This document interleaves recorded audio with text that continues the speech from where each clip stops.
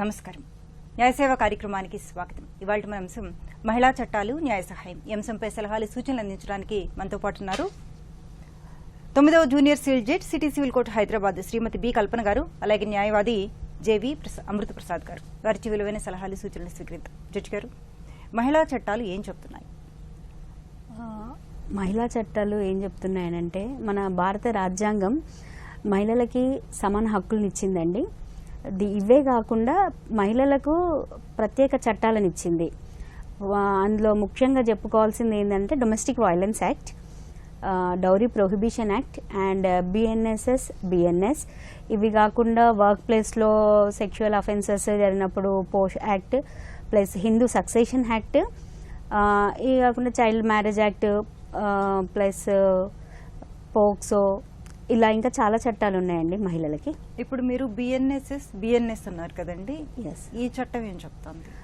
ఇందులో మహిళలపై ఏమైనా అత్యాచారాలు జరిగినప్పుడు ప్లస్ మహిళలు ఇంకా ఏవైనా ఈ ప్రత్యేక చట్టాలలో రాని అఫెన్సెస్ ఏమన్నా ఉంటే అందులో బిఎన్ఎస్ దాంట్లో ఉన్నాయండి పనిష్మెంట్స్, దాన్ని యూజ్ చేసుకోవచ్చు. ఓకే లారీ గారు, అలాగే 498A నుంచి మహిళలకు ఎలాంటి రక్షణ లభిస్తుంది? 490 జడ్జి గారు చెప్పిన మాట మేరకు 498 కానీ బిఎన్ఎస్ 85 కానీ రెండు ఒకటే. ఇప్పుడు ఎందుకంటే చట్టం మారింది కాబట్టి 85 బిఎన్ఎస్ అంటాము. దీంట్లో మహిళలు ఎక్స్క్లూజివ్గా 498 అనేది it is a criminal proceeding, అది కంప్లీట్గా క్రిమినల్ ప్రొసీడింగ్ కిందికి వస్తుంది. వేరాజ్ డొమెస్టిక్ వైలెన్స్ కానీ ఇతర చట్టాలు కానీ అవి సివిల్ నేచర్ అండ్ క్రిమినల్ నేచర్లో ఉంటాయి. అయితే ఇందులో ఈ 498 కేసెస్లలో మహిళలు ముఖ్యంగా ఉమెన్ పోలీస్ స్టేషన్ని ఆశ్రయించాలి. ఈ క్రూయల్టీ అనే అఫెన్స్ ఎప్పుడైతే జరుగుతుందో వాళ్ళ మీద ఎప్పుడైతే ఈ అఫెన్సెస్ అనేటివి వస్తాయో అప్పుడు మహిళలు ఉమెన్ పోలీస్ స్టేషన్ని ఆశ్రయించి ఒక రిటర్న్ కంప్లైంట్ ఇవ్వడం మేరకు వాళ్ళ తరపున ప్రాసిక్యూషన్ వారు కంప్లైంట్ ఫైల్ చేస్తారు. ప్రైవేట్ కంప్లైంట్ ఎఫ్ఐఆర్ దర్జు చేసి కోర్టులో ప్రవేశపెట్టాక ఈ చట్టం అనేది 3 years ఇంప్రిజన్మెంట్తో ఉంటుంది. ఇది కాంపౌండబుల్ నాన్ కాంపౌండబుల్ అఫెన్స్. 498 అనేది కాంపౌండబుల్, వేరాజ్ 85 బిఎన్ఎస్ అనేది నాన్ కాంపౌండబుల్ అఫెన్స్ గా పరిగణించబడింది. ఓకే, ఒక కాల్ తీసుకుందాం అండి. హలో, మౌనిక గారు వరంగల్ నుంచి. మౌనిక గారు నమస్తే అండి, చెప్పండి. నమస్కారం అండి, చెప్పండి. ఇది మా సిస్టర్ ది డౌరీ గురించి అండి. ఓకే, తను తను ఇట్లా కొన్ని డబ్బులు ఇచ్చి ల్యాండ్ ఇచ్చినామండి.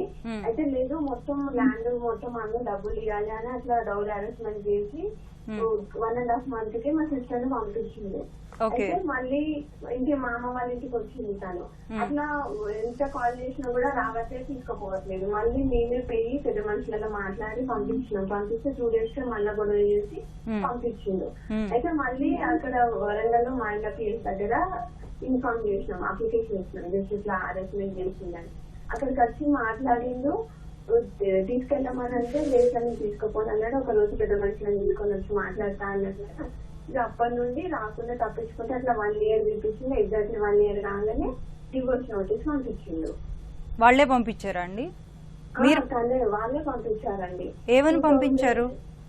అదే అంటే అమ్మాయి ఇట్లా ఏంటిది నాతో నేను తనంటే వాళ్ళ తనతో ఉండకుండా ఏమైనా వాళ్ళ అమ్మ వాళ్ళ ఇంటికి పోతుంది, మా అమ్మ నాన్నని సరిగా రెస్పెక్ట్ ఇవ్వదు, సరిగా చూసుకోదు అని అట్లా పెట్టి పంపించిందండి. ఓకే, మరి ఇప్పుడు మీరేమనుకుంటున్నారమ్మా? మీకు కూడా ఇష్టమేనా డైవర్స్ తీసుకోవడం? లేదండి, మా సిస్టర్ వెళ్ళడానికే రెడీగా ఉంది. ఓకే, ఇది అంటే తను 2024 September లో వేశారండి, పంపించారు తనకి. మ్యారేజ్ అయిన 1 year కి ఎగ్జాక్ట్లీ. అప్పటి నుండి ఇప్పటికీ అది కంటిన్యూ అవుతుంది. మేము వీళ్ళు ఫైలింగ్ కౌంటర్ కూడా వేసామండి. మేము ఏప్రిల్ లో వేసాము. మేము 2025 ఏప్రిల్ లో ఫైలింగ్ కౌంటర్ వేసినాము. వేసినాక అప్పటి నుండి ఇక తను వాళ్ళు ఎవరినో తీసుకురావాలంటే కదా, వాళ్ళు అంటే ఆపోజిట్ ఎంక్వైరీ, అదే ఈ అమ్మాయి మంచిది కాదన్నట్టుగా సాక్ష్యం తీసుకురావాలంటే కదా మేడం. అట్లా తీసుకురానికి తను ఎప్పటికీ just request to post phone అని పోస్ట్ పోన్ చేసుకుంటూ వితౌట్ రీజన్ లేకుండా పోస్ట్ పోన్ చేసుకుంటూనే వస్తుంది తను. అంటే ఇప్పటికీ 2 years అవుతుంది మేడం. అంటే ఇది అవుతుంది. అమ్మ, మీ సిస్టర్ కి పిల్లలు ఉన్నారా? లేదు మేడం, 1.5 month కే ఇట్లా గొడవ చేసి పంపించేశారండి. ఓకే, మీరు ఇంకేమైనా కేసెస్ ఫైల్ చేశారా? లేదు మేడం, ఏం చేయలేదు మేము. ఇప్పుడు అతను వేసిన డైవర్స్ కేసు ఒకటే పెండింగ్ ఉంది. అదే మేడం, అది ఒకటే ఉంది. ఓకే, ఇప్పుడు మీ సిస్టర్ కి డైవర్స్ తీసుకోవడం ఇంట్రెస్ట్ లేదు? లేదు మేడం, తనతోనే ఉంటానని అంటుంది. మరి మీ sister conjugal rights case file చేయాలి కదమ్మా? మేడం అంటే మేము ఏదో మాట్లాడుకుని, నాన్న నేను ఏదో మాట్లాడుకుని పంపిద్దామని అనుకున్నాం మేడం. ఇట్లా కోర్టులు అవి ఇవన్నీ తిరగకుండా. ఇప్పుడు ఆల్రెడీ అతను వేసేసాడు. ఇట్లా పంపించింది మేడం. అదే, ఇప్పుడు ఆల్రెడీ అతను డైవర్స్ ఫైల్ చేశారు, దానికి మీరు తిరుగుతున్నారు. దానికి ముందు మీరు చేయాల్సింది కాంజుగల్ రైట్స్ అంటే కాపురానికి నేను వెళ్తాను అని చెప్పేసి మీరు కేసు ఫైల్ చేసుకోవాలమ్మా. మీరు ఫస్ట్ మీరు అది ఫైల్ చేసుకోండి. మీకు ఎట్లాగో ఇప్పుడు మీకు లాయర్ కావాల్సి, మీకు డిఎల్ఎస్ వాళ్ళు కూడా మీకు ఫ్రీ లాయర్ని మీకు అరేంజ్ చేస్తారు. మీకు మీరు వాళ్ళ నుంచి చెప్పండి. మేము అప్పుడు తను అట్లా మాకు పంపించినాక లీగల్ నోటీస్ పంపించినాము, అక్కడ అడ్వకేట్ ని పెట్టుకున్నాము. మేము కోర్టు ఇప్పటికే 2 years అవుతుంది మేడం. ఆమె డబ్బులు బంగారం ఇట్లా అన్ని అక్కడనే పెట్టేసి వచ్చింది. వచ్చి తీసుకెళ్తాడు కావచ్చు అన్నట్టుగా ఇగో ఇట్లా తిప్పిస్తూనే ఉన్నారు. నాన్న లేరు, మేము వీటి చుట్టూ తిరగలేదు. తను ఏమంటుండో నా మీద కేసు పెట్టామనండి సార్, ఎన్ని కేసులు ఉంటే అన్ని కేసులు పెట్టామనండి, నేను ఏదికన్నా పోతా. అవునమ్మా, మీరు క్రిమినల్ కేసు ఏం పెట్టట్లేదు. మీరు ఇప్పుడు 498A DVC మెయింటెనెన్స్ మీరు ఆ కేసులు ఏం పెట్టట్లేదు కదా. మీరు పెట్టేది ఏంది అని అంటే మీరు కాపురానికి వెళ్తా, మీకు డైవర్స్ తీసుకోవడం ఇష్టం లేదు కాబట్టి మీరు కాపురానికి వెళ్తా అంటున్నారు. అందుకని మీరు కంపల్సరీ మీరు కాంజుగల్ రైట్స్ కేసు మీరు ఫైల్ చేసుకోవాలి. అదే డైవర్స్ కేసుతో పాటు ఈ కాంజుగల్ రైట్స్ కేసు కూడా పిలుస్తారు, 2 కలిపి పిలుస్తారు జడ్జి. మీకు అదే కోర్టులో ఫైల్ చేయొచ్చు మీరు. మేడం అంటే ఇది ఎప్పటి వరకు క్లోజ్ అవుతుంది మేడం? ఇది అయిపోతే కూర్చొని మాట్లాడుకో. అట్లా కాదమ్మా, మీరు ఒకటి డైవర్స్ ఒకటే నడుస్తుంది, ఇది కాదు. మీరు ఇప్పుడు మీకు డైవర్స్ వద్దు కాబట్టి మీరు compulsory conjugal rights case file చేయాల్సిందే. మీరు కాపురానికి వస్తా అనేసి మీరు అది ఫైల్ చేయకపోతే కూడా మీకు ఇంట్రెస్ట్ లేదు అన్న ఒక గ్రౌండ్ వస్తుంది మీకు. సరే, 498A DVC ఇవన్నీ ఫైల్ చేయలేదు, ఓకే ఫైన్. మీకు తిరగాలని లేదు, వాళ్ళని ఇబ్బంది పెట్టాలని లేదు, మంచిదే. అది మీరు మంచి డిసిజన్. అది 498A మెయింటెనెన్స్ DVC ఇవన్నీ ఫైల్ చేయకపోవడం. బట్ సేమ్ టైం మీరు కాపురానికి వెళ్తా అని మీరు కేసు ఫైల్ చేయాలి కదమ్మా. మీరు అది ఫైల్ చేస్తేనే జడ్జి గారికి తెలుస్తుంది కదా మీకు కాపురం వెళ్ళడం ఇష్టము, మీకు డైవర్స్ తీసుకోవడం ఇష్టం లేదు అని. అంటే ఫైలింగ్ కౌంటర్ లో రాసి పంపించింది కదా మేడం అడ్వకేట్. అయినా సరే అమ్మా, మీరు కాంజుగల్ రైట్స్ కేసు ఫైల్ చేసుకోవాలి. మీరు అది సపరేట్ కేసు ఉంటుంది, దీంతో క్లబ్ అవుతుంది, డైవర్స్తో క్లబ్ అవుతుంది, 2 కలిపి పిలుస్తారు. మీ లాయర్కి అడగండి ఒకసారి, కాంజుగల్ రైట్స్ ఒకసారి వేయండి. ఎట్లాగో మీరు డైవర్స్కి తిరుగుతున్నారు కదా, దీనికి స్పెషల్గా ఏం తిరగాల్సిన అవసరం లేదు, దాంతో పాటే ఇది నడుస్తుంది.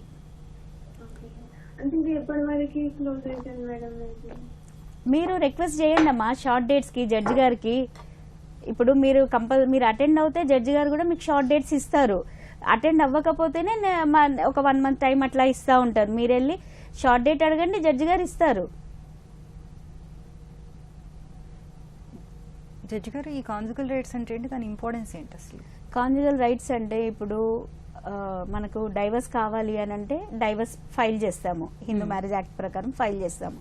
కాంజుగల్ రైట్స్ అంటే మనకు నాకు డైవర్స్ వద్దు, నేను కాపురానికే వెళ్తా, నాకు ఎట్టి పరిస్థితుల్లో ఇది ఎవరైనా ఫైల్ చేయొచ్చు. కాంజుగల్ రైట్స్ అబ్బాయి అయినా ఫైల్ చేయొచ్చు, అమ్మాయి అయినా ఫైల్ చేయొచ్చు, ఇద్దరు ఫైల్ చేయొచ్చు. డైవర్స్ ఇష్టం లేనప్పుడు మీరు compulsory conjugal rights case file చేయాలి. అంటే నేను వాళ్ళతో కలిసి ఉంటాను అనేసి అది ఫైల్ చేస్తే గానీ జడ్జి గారికి కూడా తెలియదు. జడ్జి గారు ఎంతసేపు డైవర్స్ పిటిషన్ చూస్తుంటారు, కానీ ఇది వేస్తే నిజంగానే ఈ అమ్మాయికి డైవర్స్ ఇష్టం లేదు, కాంజుగల్ రైట్స్ నిజంగానే అబ్బాయితో కలిసి ఉండాలని ఇష్టం ఉందని ఒక గ్రౌండ్ వస్తుంది. అది కాంజుగల్ రైట్స్ అనేది. కాల్ తీసుకుందాం అండి. పాల్వంచి నుంచి మోహన్ గారు. హలో మోహన్ గారు, నమస్తే అండి, చెప్పండి. చెప్పండి. మేము పాప గురించి అడగాలనుకున్నాం. ఓకే. అయితే మనం 2014లో మ్యారేజ్ అయ్యింది పాపకు. అంటే ఇంటికి పెద్ద కొడుకు. ఓకే. మ్యారేజ్ అయిన తర్వాత వాళ్ళు మాకు పూర్తిగా తెలుసుకుంటే కదండి, మాకు పెళ్లి కుదిరి లగ్నాలు పెట్టుకున్నాక వాళ్ళు మంచి వాళ్ళు కదా తెలిసింది మేడం. అయితే అప్పుడే మేము క్యాన్సిల్ చేసుకుందామంటే మా అమ్మాయికి అతను మాట్లాడి ఫోన్ లో ట్రాప్ చేసి కొంచెం లవ్ లో పడేసినట్టు చేశాడు, ఫోన్ ద్వారానే. అయితే డాడీ నేను ఏమైనా సరే ఆయనే చేసుకుంటా అంటే సరే కానీ అని ఇష్ట ప్రకారంగా చేశాను మేడం. ఓకే.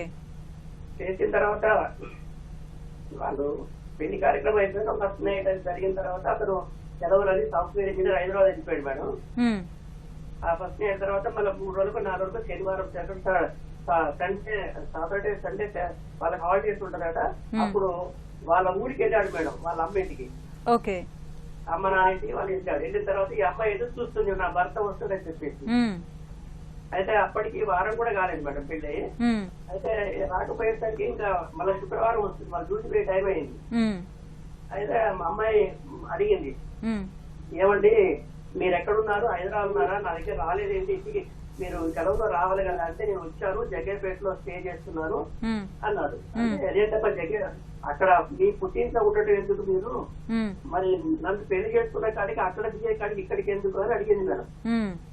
అడిగితే ఒకటే మాట చెప్పాడట, నాకు నా తల్లిదండ్రులు మీకు చెప్పు, అవసరమైతే నిన్నైనా వదిలేస్తా అని డైలాగులు మొదలుపెట్టాడు కదా.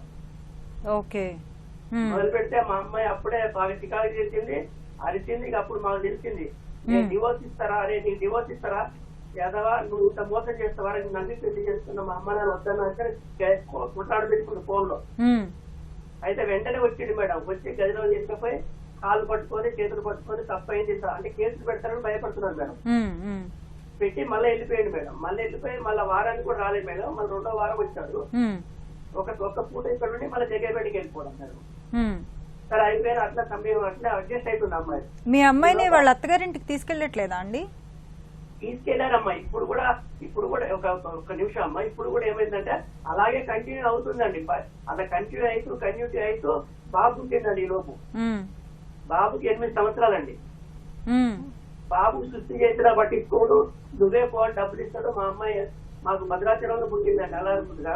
ఓకే, ఇప్పుడు సమస్య ఏంటో చెప్పండి. ఓకే, ఇప్పుడు ఏమంటున్నారు? ఇప్పుడు బానే ఉన్నారా, గొడవ పడుతున్నారా? బాగా కాదమ్మా. ఇప్పుడు ఇక్కడ మాకేం చేశాడు, నేను అమెరికా వెళ్తా మామయ్య, నాకు కష్టం వచ్చింది, నేను ఇల్లు కొనుక్కుంటా, అప్పులో ఉన్నాను, అవి తీరాలంటే అమెరికా పోవాలి, కంపెనీ ద్వారా నాకు లాటరీ వచ్చింది, వెళ్తున్నా అంటే మరి అమ్మాయిని ఎప్పుడు తీసుకుపోతామంటే 2 నెలలు తీసుకుపోతా అని చెప్పాడు మేడం. ఓకే.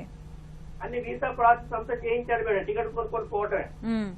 అక్కడికి చేరిన తర్వాత నాకు వీలు పడట్లేదు, నువ్వు అక్కడే పిల్లోని చేర్పించు, 6 నెలలు చేర్పిస్తాను అడిగాడు మేడం. ఇక్కడే చేర్పించాము, ఇక్కడే చదువుతున్నాడు, 4 నెలలు పూర్తయింది, రేపు మా పనులు వీసా గడువు అయిపోయింది. ఓకే. మళ్ళా వీసా ఇప్పటి వరకు తీసుకెళ్లలేదండి అక్కడికి, యుఎస్ కి తీసుకెళ్లలేదు అమ్మాయిని? అమ్మా ఇప్పుడు ఈ మా అమ్మాయి మళ్ళీ 3 సంవత్సరాల గొడవ పడితే మళ్ళీ వీసా ఆయన తీసుకోలేదు. నా కొడుకు అమెరికాలో ఉంటాడు, వీసా ఆయన చేయించాడు డబ్బులు పెట్టుకొని, చేయించి ఫ్లైట్ ఎక్కువ వచ్చే టైంలో పంపించండి అని ఆయన మళ్ళీ నేను రిసీవ్ చేసుకుంటానని ఫ్లైట్ దగ్గర రిసీవ్ చేసుకోడు అమెరికాలో. గదిలో తీసుకుపోయిన తర్వాత మా బావ వాళ్ళు వచ్చినప్పుడు నేను కట్నాల విషయం మా బావతో మాట్లాడారట. నేను ఒక మాట మాట్లాడి మేడం, ఇంత డబ్బు ఇచ్చాము మా అమ్మాయి. ఓకే అండి, ఇప్పుడు సమస్య ఏంటో చెప్పండి. ఇప్పుడు ఫైనల్ గా ఏంటి, అసలు ఏమనుకుంటున్నారు మీరు? ఈ విషయంలో మేము ఏం చేయాలో అర్థం కావట్లేదు మేడం. అతను మైండ్ గేమ్ ఆడుతున్నాడు, 12 ఏళ్ళు అయింది. అర్థమైంది లాయర్ గారు. వాడు ఉద్యోగాలు చేసుకున్న మా అమ్మాయి సాఫ్ట్వేర్ మానిపించాడు మేడం. అర్థమైంది. ఇప్పుడు ఆమె వయసు 35 మేడం, 23లో పెళ్లి చేసిన, ఇంతంతా వేస్ట్ చేశాడు. ఉద్యోగం చేసుకుని తన కాలం చేస్తా నిలబడకుండా. సార్ మరి ఇంతకీ మీరు డైవర్స్ కేసు అలా ఏమైనా వేయదలుచుకున్నారా, లేదా క్రూయల్టీ కేసు కానీ డిజర్షన్ కేసు కానీ ఏమైనా వేయదలుచుకున్నారా? కాదు మేడం, బాగా వాళ్ళు గృహహింస పెడుతున్నారు మేడం, ఇష్టం వచ్చినట్టు. అదే మీరేమన్నా కేసు పెట్టదలుచుకున్నారా అని అడుగుతున్నారు లాయర్ గారు. అదే ఇప్పుడు అమ్మాయి కూడా ఇప్పుడు డిసైడ్ అయింది మేడం. మొన్న ఇప్పుడు అమ్మాయి అక్కడికి పోయినాక నాతో ఇప్పుడు అమ్మాయి ఎక్కడుంది? కట్ చేసి అక్కడ ఆగం చేస్తున్నాడు. అమ్మాయి యుఎస్ లో ఉందా అండి? యుఎస్ లో ఉంది. ఇక్కడ నేను ఖమ్మంలో లాయర్ కాన్సల్ట్ అయితే అక్కడ కేసు చేయమని అన్నాడు. అక్కడైతే తను కూడా తీసుకుపోతాను, వాడికి ఇక్కడ ఇండియాలో కొంచెం తక్కువ ఉంటది అన్నాడు. అయితే మొత్తం వాళ్ళ అమ్మ ఇప్పుడు వినండి లాయర్ గారు చెప్తారు. ఏదైనా వాళ్ళ అమ్మ నాన్న వాళ్ళు అతను మంచోడే అంటుంది నా బిడ్డ. వాళ్ళ అమ్మ నాన్న లాయర్ గారు చెప్తారు వినండి. సార్ అయితే యుఎస్ చట్టాల ప్రకారము అక్కడ టెంపరరీ రెసిడెంట్ అనే గ్రౌండ్ కింద అక్కడ డొమెస్టిక్ వైలెన్స్ కేసు వేయొచ్చు, అలాగే డైవర్స్ కూడా అబ్టైన్ చేయొచ్చు. అంతేకాకుండా మీరు మెయింటెనెన్స్ కూడా వేయొచ్చు. అట్లా అని కాకుండా ఒకవేళ మీ డాటర్ ఇక్కడికి వచ్చి చేస్తా అన్నా కానీ ఇక్కడ పర్మనెంట్ రెసిడెన్స్ అనే గ్రౌండ్ కింద ఇక్కడ 498A కేసు వేయొచ్చు. ఎందుకంటే 498 ఎందుకు వేయాలంటే కాజ్ ఆఫ్ యాక్షన్ అనేది 2014 నుంచి స్టార్ట్ అయింది కాబట్టి 498 చట్టం వస్తుంది, 85 BNS రాదు. కాబట్టి మీరు ఇక్కడ వేయచ్చు, అక్కడ కూడా వేయచ్చు. ఏదైనా చేయాలంటే ఫస్ట్ మీరు ఒక స్టెప్ వేసి లీగల్గా ఏదైనా ప్రొసీడ్ అవ్వాలి. ఇలానే ఉంటే ఇది ఇంకా సాగుతూ ఉంటుంది, కానీ ఎక్కడ ఒక లాజికల్ కంక్లూజన్ అనేది ఉండదు సార్. జడ్జి గారు, ఇలాంటి సందర్భాలు ఇంకా బెటర్గా ఏం చేయొచ్చు, త్వరగా న్యాయం జరగాలంటే ఏం చేయొచ్చు అంటారు? మన దగ్గర కన్నా యుఎస్ చట్టాలు తొందరగా, అంటే మన దగ్గర ప్రొసీజర్ కొద్దిగా లెంతీ ప్రొసీజర్ ఉంటుంది. కాకపోతే యుఎస్ లో చాలా ఫాస్ట్ గా అవుతుంది. Domestic violence with in 2 weeks లో కూడా డిసైడ్ అవుతుంది. ఫస్ట్ తను domestic violence nearest police station లో వెళ్ళి చిన్న కంప్లైంట్ ఇస్తే వాళ్ళు చూసుకుంటారు, ఇమీడియట్లీ వచ్చేస్తారు. వాళ్ళు వచ్చేసేసి ఇమీడియట్లీ మీకు 2 weeks లో మీకు కేసు డిసైడ్ అయిపోతుంది. అక్కడ పనిష్మెంట్స్ కూడా చాలా తొందరగా వస్తాయి. ఇప్పుడు ముందు తన అమ్మాయి చేయాల్సింది అక్కడ డొమెస్టిక్ వైలెన్స్ కేసు ఫస్ట్ అక్కడ వేయాల్సింది. అది తను డిసైడ్ చేసుకోవాలి ముందు. తనంటే అతనితో కలిసి ఉందాం అనుకుంటుందా, డైవర్స్ తీసుకుందాం అంటుందా. అందులో బాబు ఉన్నాడండి, 8 years బాబు ఉన్నాడు. బాబు కెరియర్ ఏంటి, అది ముందు బాబు కోసం ఆలోచించి, అంటే అతని నుంచి ఏమన్నా పర్మనెంట్ ఎలిమోని ఏమైనా ఎక్స్పెక్ట్ చేస్తుందా. ఒకవేళ పర్మనెంట్ ఎలిమోని ఎక్స్పెక్ట్ చేయకపోతే మ్యూచువల్ గా వెళ్ళొచ్చు. కాకపోతే అక్కడే తను ఇప్పుడు అక్కడే ఉంది కాబట్టి ఇంకా అక్కడ చాలా తొందరగా అవుతుంది. అక్కడ ముందు తను డొమెస్టిక్ వైలెన్స్ కేసు ఫైల్ చేసుకోవాలండి ఫస్ట్. ఓకే, మరో కాల్ తీసుకుందాం అండి. మల్కాజ్గిరి నుంచి సువర్ణ గారు. హలో. హలో సార్, నమస్తే. నమస్తే అండి, చెప్పండి. అదే మరి ల్యాండ్ ఉంది మేడం, దానికి మా ఆయన వాళ్ళ బ్రదర్స్ మమ్మల్ని టార్చర్ పెడుతున్నారు. అది డివైడ్ చేసుకోవాలంటే చేసుకోవాలి. అంటే ల్యాండ్ కోసం ల్యాండ్ ఇవ్వమని టార్చర్ పెడుతున్నారా అమ్మా? కాదండి, అది మాకు వాళ్ళు ఇబ్బంది పడుతున్నారు. మా ఆయన మీద డివైడ్ పెట్టినందుకు ఆయన వీళ్ళని రెచ్చగొట్టి మమ్మల్ని మీ ఇంటికి పంపిస్తున్నారు. గోడ ఒకటే ఉంది, ఆ గోడ డివైడ్ చేసుకోవాలి. కాదమ్మా, మీరు డైవర్స్ కి అప్లై చేశారా? డీవీసీ పెట్టాము.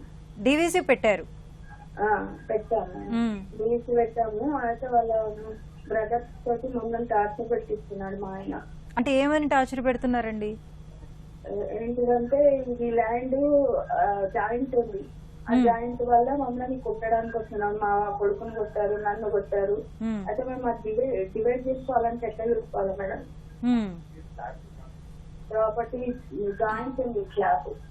ఇప్పుడు మీరు డీవీసీ గురించి అడుగుతున్నారా, ఆ మధ్యలో ఉన్న గోడ గురించి గేట్ గురించి అడుగుతున్నారా అండి?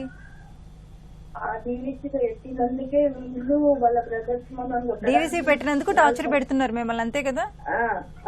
పెడుతున్నారు. దానికి ఈ ల్యాండ్ డివైడ్ చేసుకోవాలంటే ఎట్లా చేసుకోవాలి మేడం?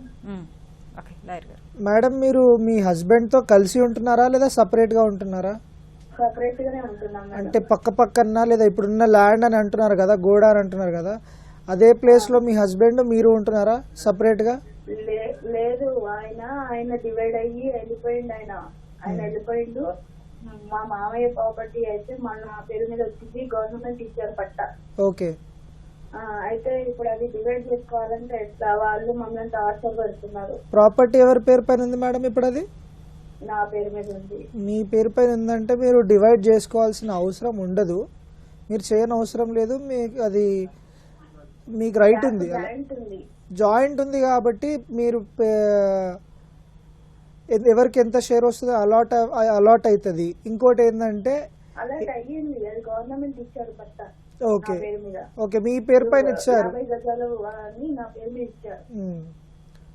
సో మీరు మీ హస్బెండ్ ఇంకా వాళ్ళ బ్రదర్ మీ ప్రాపర్టీలోకి ఎంటర్ అయ్యి గొడవ చేస్తున్నారు, అంతే కదా? అయితే మీరు డీవీసీ కేసు ఎట్లాగో వేశారు కాబట్టి డీవీసీ కేసులోనే రెస్ట్రైనింగ్ ద రెస్పాండెంట్, అంటే మీ హస్బెండ్ అందులో రెస్పాండెంట్, ఆయన కుటుంబాన్ని మీ ప్రాపర్టీలోకి లేదా మీ ఇంట్లోకి ఎంటర్ అవ్వకుండా ఉండేందుకు ఒక ఆర్డర్ని అబ్టైన్ చేసుకోవచ్చు. అది మ్యాజిస్ట్రేట్ కోర్టు దగ్గర నుంచి అబ్టైన్ చేసుకోవాలి. Yes madam. జడ్జి గారు, మహిళలపై దాడులు జరుగుతున్నప్పుడు ఎవరికి కంప్లైంట్ ఇవ్వాలి? ముఖ్యంగా మహిళలపై దాడి జరిగినప్పుడు ఇప్పుడు ఎక్కువ మటుకు మనం చూస్తుంది గృహహింస చట్టం, డొమెస్టిక్ వైలెన్స్ యాక్ట్ ఎక్కువ జరుగుతుంది. ఇప్పుడు ఫస్ట్ అది జరిగినప్పుడు ఏంటంటే మనం సఖీ సెంటర్లు ఉన్నాయి, ప్రతి కోర్టుకి అటాచ్డ్ సఖీ సెంటర్ ఉందండి. సఖీ సెంటర్లో ఇవ్వాలి కంప్లైంట్, డీవీసీ అవుతాయి.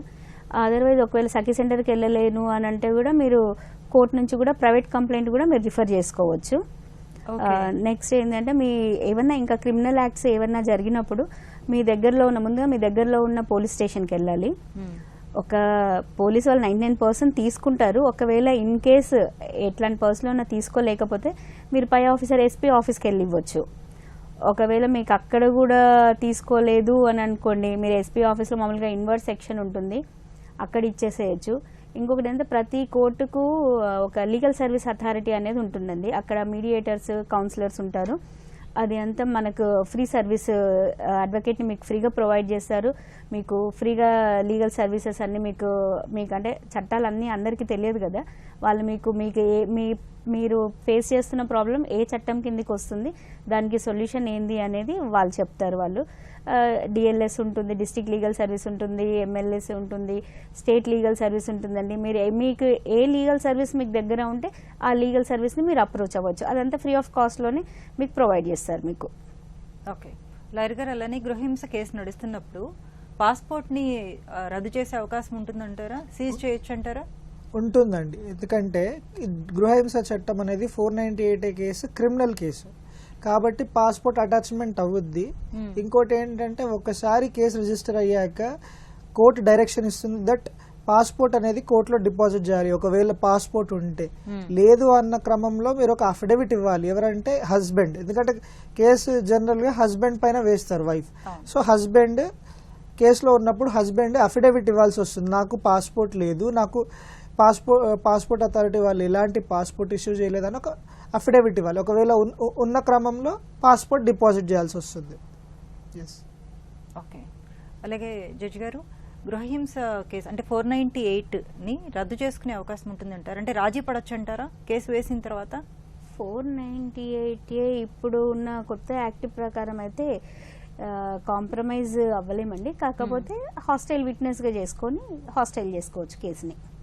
ఓకే, అంటే ఇప్పుడు లోయర్ కోర్టులో చేసుకోవచ్చు అంటారా, హైకోర్టుకు వెళ్ళాలంటారా? లోయర్ కోర్టులో చేసుకోవచ్చు అండి, లోయర్ కోర్టులో చేసుకోవచ్చు. హైకోర్టులో క్వాష్ కూడా వేసి చేసుకోవచ్చు. 498A ప్లస్ ఇప్పుడు ఫ్యామిలీ మ్యాటర్ ఉందంటే అది ప్యాక్ ఆఫ్ 5 కేసెస్ లాగా ఉంటుంది. 498A maintenance, DVC, divorce, conjugal rights ఇవన్నీ కలిపి కూడా మీరు హైకోర్టులో అట్ ఎ టైం కాస్ట్ చేసుకోవచ్చు కాంప్రమైజ్ అయిపోతే. ఓకే, మరో కాల్ తీసుకుందాం అండి. ఏలూరు నుంచి రాఘవ్ గారు.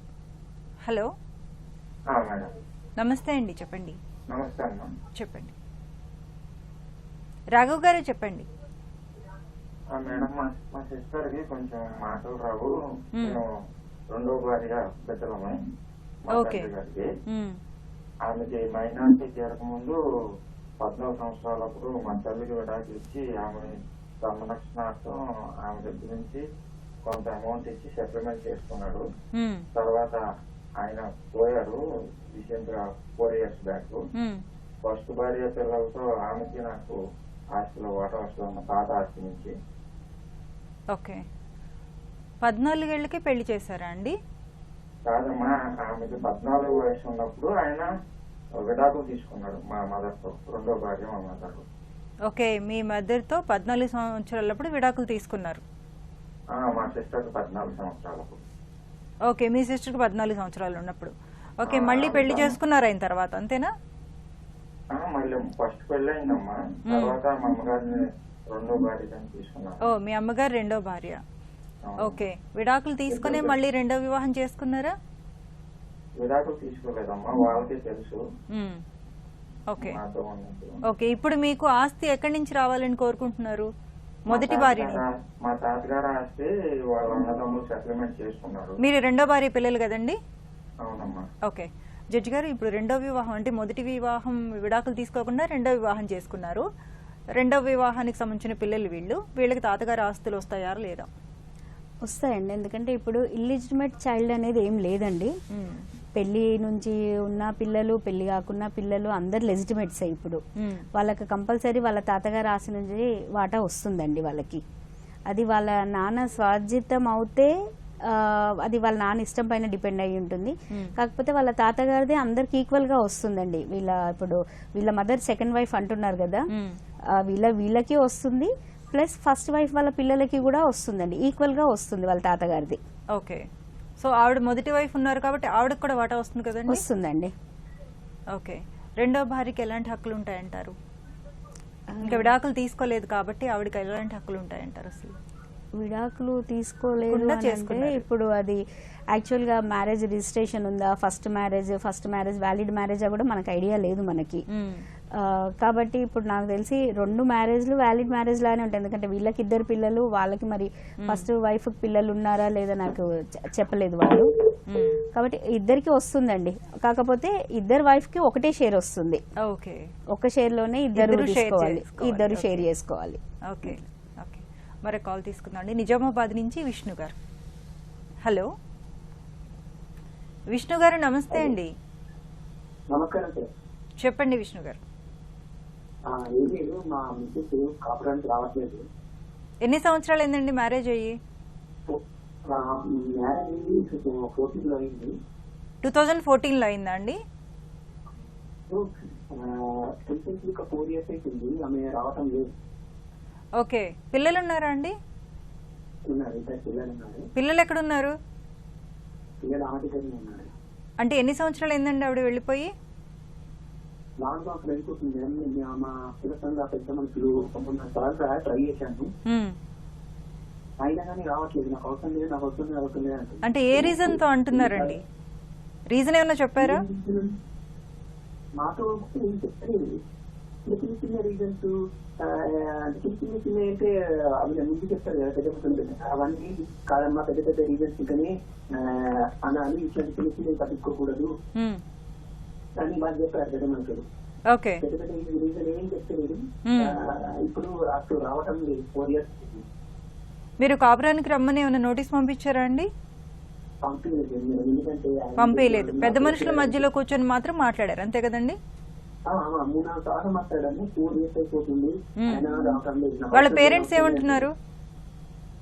ఆ పేరెంట్స్ ఏంటంటే ఆమె అంటే ఉంటారు, ఏం అవసరం లేదు, అవసరం రాదు అని అలా వాళ్ళ అమ్మ, వాళ్ళ డాడీ లేదు, చనిపోయింది, వాళ్ళ మమ్మీ ఉంటుంది, అలానే అంటుంది. ఓకే, అర్థమైంది. ఇంకోటి ఏంటంటే మేడం, ఏంటంటే మేము కలిసి ఉన్నప్పుడు కూడా ఆమె పిల్లలు పెద్దయినా కానీ నువ్వు అవసరం లేదు, నువ్వు అవసరం లేదు అంటున్నావు, నేను పట్టించుకోవచ్చు.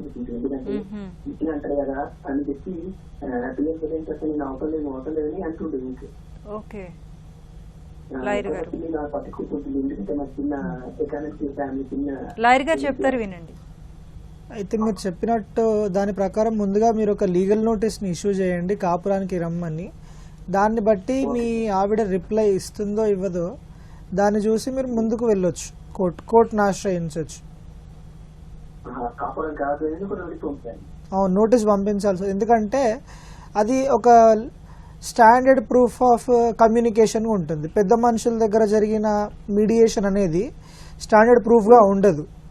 మేబీ దాన్ని మనం కోర్టు ప్లీడింగ్స్లో పెట్టుకోవచ్చు, కానీ ఒకసారి మీరు నోటీస్ పంపించాక రిప్లై ఇవ్వకపోతే కోర్టును ఆశ్రయించి మీడియేషన్కి అప్లై చేయొచ్చు. లీగల్ సర్వీస్ వాళ్ళు మనకు మీడియేషన్ అప్లై చేస్తారు సార్, ఇది చేస్తారండి. అది చెప్పండి. 498 వేస్తే మీరు కంటెస్ట్ చేయాల్సి వస్తుంది సార్. అది ప్రతిదానికి దాని గ్రౌండ్స్ ఉంటాయి. ఆ భయంతోనే ఆయన వేయనట్లు ఉన్నారు. ఇప్పుడు వాళ్ళు కేసులు వేస్తారని భయపడకుండా కూర్చుని ఉంటే 4 సంవత్సరాలది కాస్త 10 సంవత్సరాలు అవుతుంది. మీరు పిల్లల్ని చూడడానికి విజిటింగ్ రైట్స్ వేసుకోండి. మీరు పిటిషన్ ముందు మీరు పిల్లల్ని చూడకుండా ఆపే అధికారం ఎవరికీ లేదు. మీరు ముందు విజిటింగ్ రైట్స్ తీసుకోండి కోర్టులో వేసి, ముందు మీరు పిల్లల్ని చూడడానికి. ఆవిడ డైవర్స్ తీసుకోవడానికి రెడీగా ఉన్నారా అండి?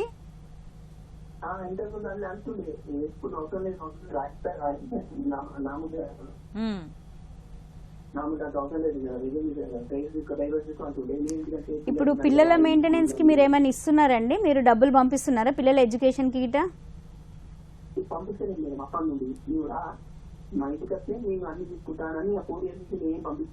కానీ అక్కడున్న పిల్లల్ని చూసుకోవాల్సిన బాధ్యత మీదే కదా. ఆమె రావట్లేదు అని మీరు పిల్లలకు మెయింటెనెన్స్ ఇవ్వకుండా ఉంటారా? ఉండనివ్వండి, జాబ్ ఉన్నా సరే మీ డ్యూటీ కూడా అది పిల్లల్ని చూసేది. పిల్లల్ని చూడండి, పిల్లల్ని చూడకపోతే మళ్ళీ మీకు అది ఒక గ్రౌండ్ అవుతుంది. అది ఓకే అండి, థ్యాంక్ యూ సో మచ్.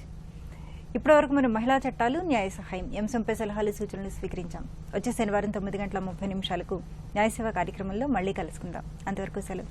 నమస్కారం.